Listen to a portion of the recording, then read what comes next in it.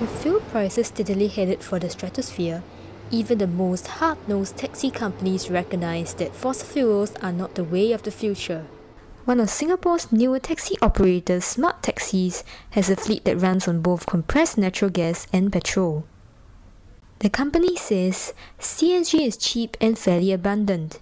It emits 90% less carbon monoxide into the ozone layer. Despite its prospects, CNG still has its fair share of problems. A tax of 16 cents per kilogram of CNG kicked in early this year, sending taxi drivers into a tailspin. Comparing 1 litre of CNG with 1 litre of petrol, drivers now have to pay $1.36 per litre of CNG compared to $1.43 per litre of petrol. To make matters worse, taxi driver David Chong tells us how CNG fueling stations are few and far between. In year 2007, only Jurong Island, there's only gas station in Singapore.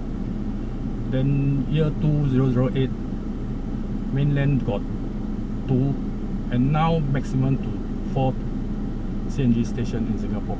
For other taxi drivers, CNG cars not only spell inconvenience but also less engine power. At this moment, I prefer petrol. Petrol first thing more powerful. Second thing, you any station you can pump. But this one you have to all the way come here. Mr. Lan says that the average waiting time for refueling can be about 15 minutes.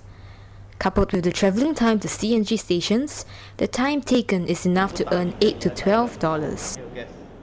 To help address the various problems that CNG taxis in Singapore are facing, Nanyang Technological University of Singapore and Technical University of Munich in Germany have partnered to design and build the world's first electric taxi.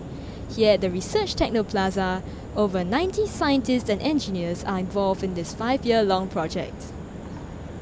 Started in April 2011, this project is part of TUM CREATE. Engineer Halim Witono tells us why they decided to focus on taxis. The number of taxis in Singapore is only contributed to about 3% of the total vehicles in Singapore.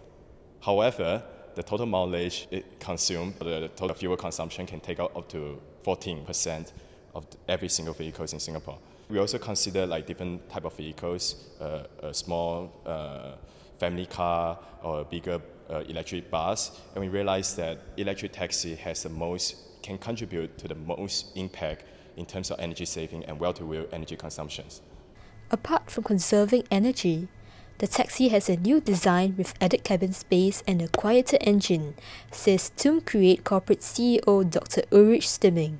In the cities today is that there's so much noise actually from car traffic or trucks also. What you will have is actually much cleaner cities. But will the electric taxi charge on in Singapore? Dr. Stimming says it will, provided the people and government support it. The final product will be a taxi built and tested by the TUM CREATE team, and a demonstrator vehicle will be released in 2014.